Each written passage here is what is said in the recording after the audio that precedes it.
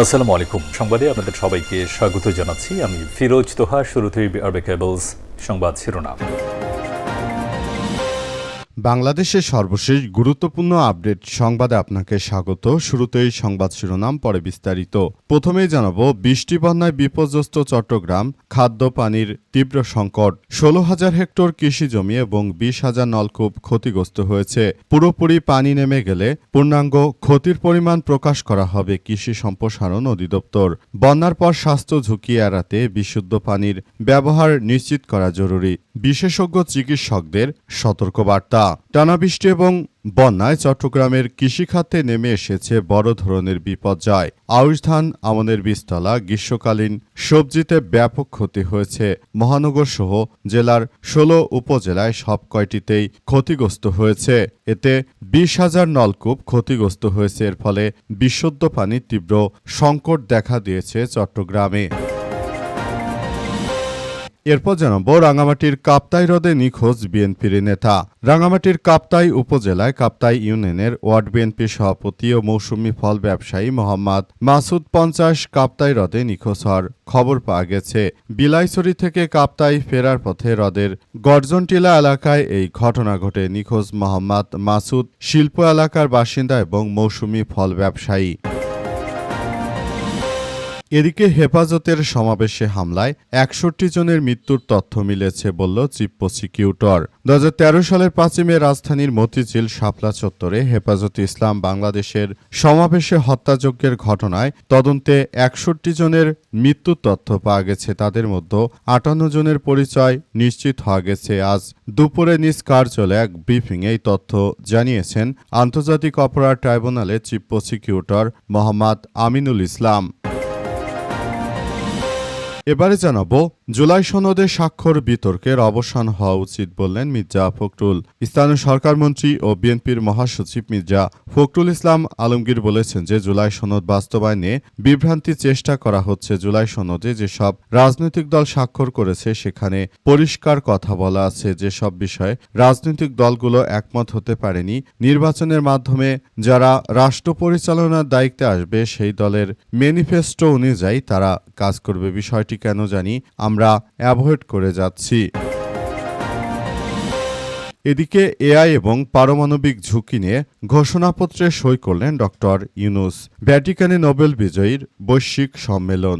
Vatican সিটিতে আয়োজিত কৃত্রিম বুদ্ধিমত্তা ও পারমাণবিক যুদ্ধ বিষয়ক গ্লোবাল নোবেল লরিয়েটর অ্যাসেম্বলিতে অংশ নিয়ে প্রফেসর ডক্টর ইউনুস তিনি এআই এবং পারমাণবিক ঝুঁকি নিয়ে ঘোষণাপত্রে সই করেছেন। এবং সর্বশেষ জানাবো, জর্ডানে মার্কিন বিমান বাহিনীর ঘাঁটিতে ইরানের ব্যাপক হামলা, 2 যুদ্ধ বিমান ধ্বংস, এছাড়া আরও ক্ষতিগ্রস্ত হয়েছে অন্তত 7 থেকে 8টি যুদ্ধ বিমান।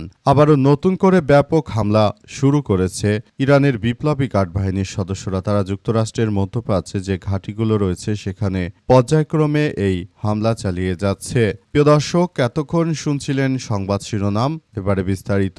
তবে তার আগে বন্ধুরা, অনুরোধ থাকবে এই সংবাদটিতে একটি লাইক দিন। এই চ্যানেলে আপনি নতুন হয়ে থাকলে আমাদের সংবাদটি দেখতে দেখতে চ্যানেলটি সাবস্ক্রাইব করে রাখুন। কমেন্ট করে বন্ধুরা আপনার মূল্যবান মতামত জানিয়ে দিন আপনি বিশ্বের কোন দেশ থেকে বা বাংলাদেশের কোন স্থান থেকে আমাদের সংবাদটি দেখছেন এবং শুনছেন।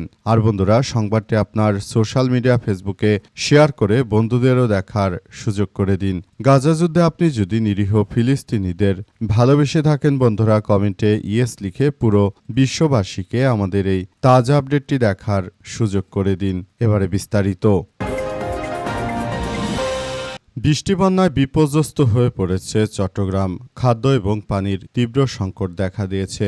বর্তমানে হঠাৎ করে পাহাড়ি ঢলের ফলে চট্টগ্রামের বিভিন্ন এলাকা প্লাবিত হয়ে যায়। সাধারণ মানুষ, গবাদি পশু সহ সবাই চরম বিপর্যয়ের মুখে পড়েছে। অবস্থায় চট্টগ্রামে আমাদের প্রতিনিধি যারা রয়েছেন তাদের কাছ থেকে পাওয়া সর্বশেষ তথ্য অনুযায়ী জেলার বিভিন্ন উপজেলায় সমস্ত নলকূপগুলো পানির নিচে তলিয়ে যাওয়ার কারণে এখন আর সেখান থেকে কোনো বিশুদ্ধ পানি পাওয়া যাচ্ছে না। বন্যার এই পরিস্থিতির মধ্যে তীব্র খাদ্য সংকটের পাশাপাশি বিশুদ্ধ পানি তীব্র সংকট দেখা দিয়েছে। অবস্থায় চট্টগ্রাম থেকে আমাদের প্রতিনিধি জানিয়েছে যে অবস্থায় যারা এখন বানভাসী মানুষ রয়েছে তাদেরকে যদি বিশুদ্ধ পানি দিয়ে সহযোগিতা করা যেত তাহলে সব থেকে ভালো হতো, কিন্তু এবছর চট্টগ্রামের ব্যাপার নিয়ে কেউই অতটা আগ্রহ দেখায়নি। প্রতি বছর যেভাবে সারা দেশ জুড়ে চট্টগ্রামের বন্যার জন্য সবাই, সিলেটের বন্যার জন্য যেভাবে সবাই আগ্রহ দেখিয়েছে, কিন্তু চট্টগ্রামের বন্যার বিষয় নিয়ে কেউই আসলে আগ্রহ দেখায়নি। সুতরাং বিষয়গুলো নিয়ে আসলে সবাই আরও বেশি সতর্ক অবস্থানে রয়েছে। শেষ পর্যন্ত এই পরিস্থিতি কোন দিকে যাবে সেটি এখন পর্যন্ত বোঝা যাচ্ছে না। পুরো পরিস্থিতি এখন থমথমে অবস্থায় বিরাজ করছে। বন্যার পানি নেমে গেলেও এখনও এখানে ডায়রিয়ার মতো বিভিন্ন রোগের প্রাদুর্ভাব হতে পারে। তাই বিষয়গুলো নিয়ে এখনই সবাইকে আরও বেশি সতর্ক করেছে চট্টগ্রাম কর্তৃপক্ষ। তারা বিষয়গুলো খুব সিরিয়াসভাবে সবার প্রতি উদাত্ত আহ্বান জানাচ্ছে যাতে করে বন্যার পানি সরে যাওয়ার পর সবাই যথাযথভাবে তারা তাদের কার্যক্রম চালিয়ে যেতে পারে। এই বন্যা যেভাবে দেশকে ক্ষতিগ্রস্ত করেছে সেটি আমাদের সবার জন্য অত্যন্ত দুঃখজনক এক ব্যাপার হয়ে দাঁড়িয়েছে। রাঙামাটির কাপ্তাই হ্রদে নিখোঁজ বিএনপি নেতা। রাঙামাটির কাপ্তাই উপজেলার কাপ্তাই ইউনিয়নের ওয়ার্ড বিএনপির সভাপতি ও মৌসুমি ফল ব্যবসায়ী মোহাম্মদ মাসুদ ৫০ কাপ্তাই হ্রদে নিখোঁজ হওয়ার অভিযোগ পাওয়া গেছে। বিলাইছড়ি থেকে কাপ্তাই ফেরার পথে হ্রদের গর্জনটিলা এলাকায় এই ঘটনা ঘটে। নিহত মাসুদ শিল্প এলাকার বাসিন্দা এবং মৌসুমি ফল ব্যবসায়ী। স্থানীয় সূত্র থেকে জানা গেছে যে ব্যবসার কাজ শেষে বিলাইছড়ি ফারুয়া বাজার থেকে নৌপথে বাড়ি ফেরার পথে কাপ্তাই হ্রদে নিখোঁজ হন তিনি। রায়ংক্ষীয় বাজার সংলগ্ন এলাকায় তার মালামাল সহ ইঞ্জিন চালিত নৌকাটি ভাসমান অবস্থায় পাওয়া যায়, তবে তিনি সেখানে ছিলেন না। এরপর থেকেই তিনি নিখোঁজ রয়েছেন। কাপ্তাই ইউনিয়ন বিএনপির সভাপতি মোহাম্মদ ইউসুফ জানান যে খবর পেয়ে নৌবাহিনীকে বিষয়টি জানানো হয়েছে। পরে নৌবাহিনী ডুবুরি দল সন্ধ্যা থেকে কাপ্তাই হ্রদে তল্লাশি অভিযান চালাতে শুরু করে রাত ১০টা পর্যন্ত তার কোনো সন্ধান পাওয়া যায়নি। পরে অভিযান সাময়িকভাবে স্থগিত করা হয়। কাপ্তাই থানার ওসি মোহাম্মদ শাহজাহান জানিয়েছেন যে উক্ত ব্যক্তিকে উদ্ধার করার জন্য পুলিশের সদস্যরা সর্বাত্মকভাবে কার্যক্রম চালিয়ে যাচ্ছে। দেখা যাক কখন তাকে খুঁজে পাওয়া যায়। আমরা তাকে খুঁজে পাওয়ার ব্যাপার নিয়ে খুব দ্রুততম সময়ের মধ্যে আপনাদেরকে পরবর্তী আপডেট জানাতে পারব বলে পুলিশের এই কর্মকর্তা নিশ্চিত করেছেন। হেফাজতের সমাবেশে হামলায় ৬১ জনের মৃত্যুর তথ্য মিলেছে বললেন চিফ প্রসিকিউটর। আন্তর্জাতিক অপরাধ ট্রাইব্যুনালের চিফ প্রসিকিউটর মোহাম্মদ আমিনুল ইসলাম জানিয়েছেন যে তখন শেখ হাসিনা ক্ষমতায় ছিল এবং তিনি আসলে দেশটিকে এমনভাবে এক ভয়াবহ বিপর্যয়কর পরিস্থিতির মধ্যে ঠেলে দিয়েছিলেন যেটা আসলে আমাদের কারো জন্যই কোনো ভালো কিছু বয়ে আনেনি। তৎকালীন সময়ে শেখ হাসিনা তিনি মূলত আসলে যে ধরনের সমস্যার সৃষ্টি করেছিলেন সেটি আমাদের সবার জন্য খুবই গুরুত্বপূর্ণ একটি বিষয় হিসেবে আবির্ভূত হয়েছে। আমরা আসলে এটি নিয়ে সবাই একসঙ্গে কার্যক্রম চালিয়ে যাওয়ার ব্যাপারগুলো নিয়ে আমরা কথা বলেছি বলে জানানো হয়েছে এবং পুরো বিষয়গুলো আমাদের সবার জন্য খুবই দুঃখজনক এক ব্যাপার হয়ে দাঁড়িয়েছে। আমরা শেখ হাসিনার মতো একজন ফ্যাসিস্টের হাত থেকে দেশটিকে রক্ষা করতে পেরেছি, সেটি আমাদের জন্য অত্যন্ত গুরুত্বপূর্ণ একটি বিষয় হিসেবে আবির্ভূত হয়েছে। আমরা বিষয়গুলো নিয়ে সবাই একসঙ্গে কাজ করছি।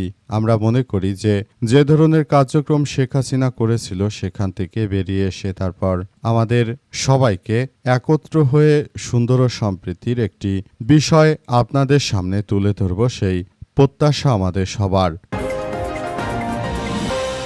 জুলাই সনদ নিয়ে বিতর্কের অবসান হওয়া উচিত বললেন মির্জা ফখরুল। বিএনপির মহাসচিব মির্জা ফখরুল ইসলাম আলমগীর দাবি করেছেন যে জুলাই সনদ নিয়ে অবশ্যই আমাদেরকে বিষয়গুলো খুব গুরুত্ব সহকারে দেখা উচিত। জুলাই সনদ নিয়ে বিভিন্ন রাজনৈতিক দল তারা আসলে বিএনপির উপর নানাভাবে অপপ্রচার চালানোর যে অপচেষ্টা করছে সেখান থেকে আমাদের বেরিয়ে আসতে হবে বলে জানান তিনি। মির্জা ফখরুল ইসলাম আরও জানিয়েছেন যে আমরা বিষয়গুলো নিয়ে খুবই সন্দিহান অবস্থায় রয়েছি।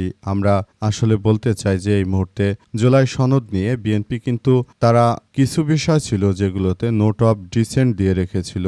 এখন বিএনপি ক্ষমতা আসার পর আসলে এইসব বিষয়গুলো কিন্তু আর বিএনপি মেনে নেবে না। তাই যেসব বিষয়গুলো নোট অফ ডিসেন্ট দেওয়া ছিল সেগুলো বাস্তবায়ন করবে না বিএনপি। অথচ বিএনপির নামে তারা বিভিন্ন মিথ্যাচার করছে। এর আগে বিএনপি এগুলোতে নোট অফ ডিসেন্ট দিয়ে রেখেছিল, অর্থাৎ এগুলো বাস্তবায়ন যোগ্য কিনা সেটি খতিয়ে দেখা হবে। তবে আমরা যেহেতু সংসদে অন থার্ড মেজরিটি পেয়ে আমরা এসেছি, সুতরাং আমরা এই বিষয়গুলো আসলে মেনে নেব কি নেব না সেটি আমাদের ব্যাপার। এটি নিয়ে যারা বিরোধী দলের নেতৃত্ববৃন্দরা তারা জল ঘোলা করার চেষ্টা করছে তাদেরকে বলতে চাই তারা আগামীতে আসলে কোনোভাবেই আমাদের অগ্রযাত্রাকে রুখতে পারবে না বলে মনে করেন বিএনপির মহাসচিব মির্জা ফখরুল ইসলাম আলমগীর। তিনি তাই নেতাকর্মীদেরকে এসব বিষয় বাদ দিয়ে একটি সুন্দর ও ক্লিনভাবে জুলাই সনদের বিষয় নিয়ে কার্যক্রম চালানোর ব্যাপারে উদ্বুদ্ধ করেছেন এবং তিনি সবাইকে বিষয়গুলো নিয়ে খুবই সিরিয়াসভাবে কার্যক্রম চালানোর ব্যাপারে তিনি কথাবার্তা বলেছেন।